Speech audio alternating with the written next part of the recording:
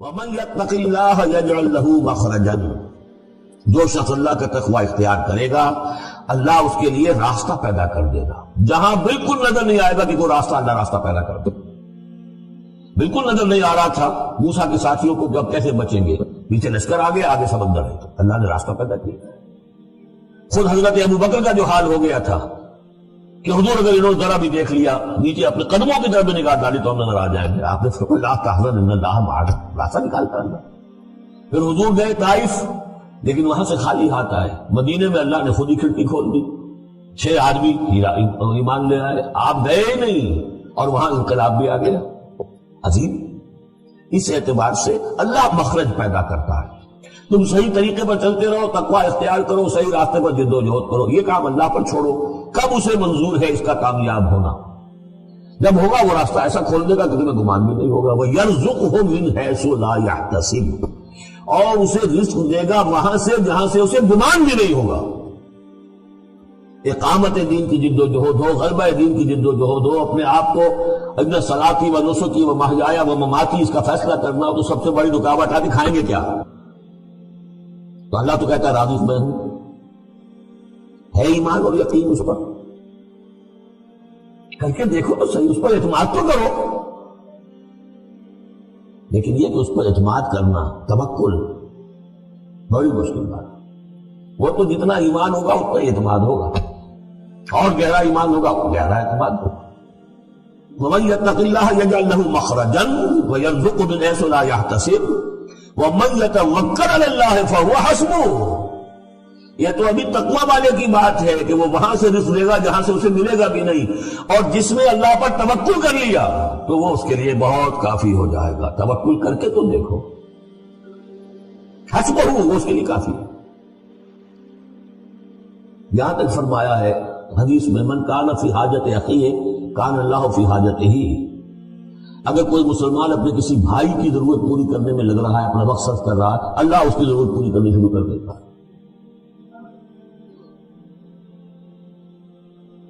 فکر ماں در کار ماں آزار ماں، کار ساز ماں بے فکر کار ماں، یہ فارسی شاعری کے اندر یہ دینی حقائق ہے۔ کار ساز ماں بے فکر کار ماں، میرا کار ساز میرے کاموں کی فکر کر رہا ہے، میں نے اپنے آپ کو اس کے کام کے لیے لگا دیا۔ وہ دنیا میں بھی ذرا سا بھی کوئی شریف انسان ہوگا، آپ اس کے ہو جائیں وہ آپ کو چھوڑ دے گا پھر کہیں؟ شرافت ہو، مروت ہو اس میں۔ آپ اللہ کے بن کر تو دیکھیے، پھر وہ کارساز ہے۔ کارساز ماں بے فکر کار ماں، فکر ماں در کار ماں آزار ماں، جب میں اپنے معاملات کی فکر خود کرتا ہوں، کوئی نہ کوئی ٹھوکر کھاتا ہوں، کوئی نہ کوئی غلطی کرتا ہوں، آزار اپنے سر کے اوپر پیدا کر لیتا ہوں، اپنے آپ کو حوالے کرو۔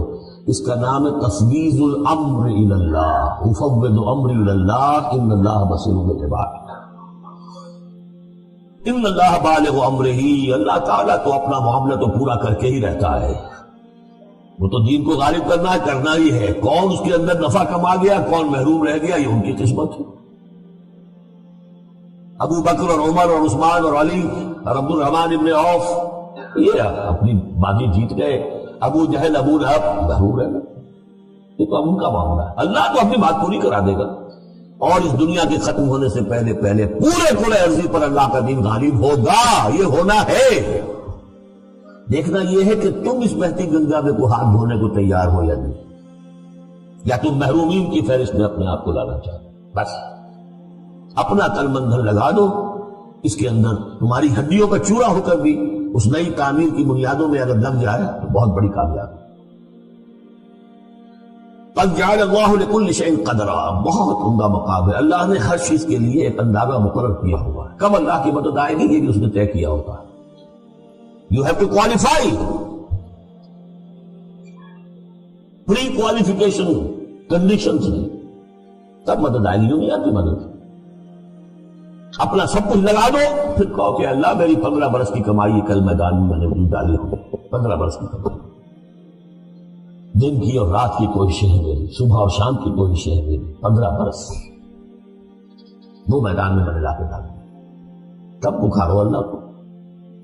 اپنا مال بچا کے رکھنا ہے، اپنی مستقبل کو بھی بچانا ہے، اپنی اولاد کو بھی بچانا ہے، اور اللہ کا دین غالب ہو جائے، کہیں نام لکھا کے کسی جماعت میں شامل ہو کر بڑا تین مار دیا، گویا کہ اللہ تعالیٰ تو جانتا ہی نہیں کتنی کنٹریبیوشن ہے، کتنا اثار ہے، کتنی قربانی ہے، کتنا وقت ہے، کتنی محنت ہے، اللہ جانتا ہے۔ باقی اس نے ہر چیز کا ایک اندازہ مقرر کیا ہوا ہے۔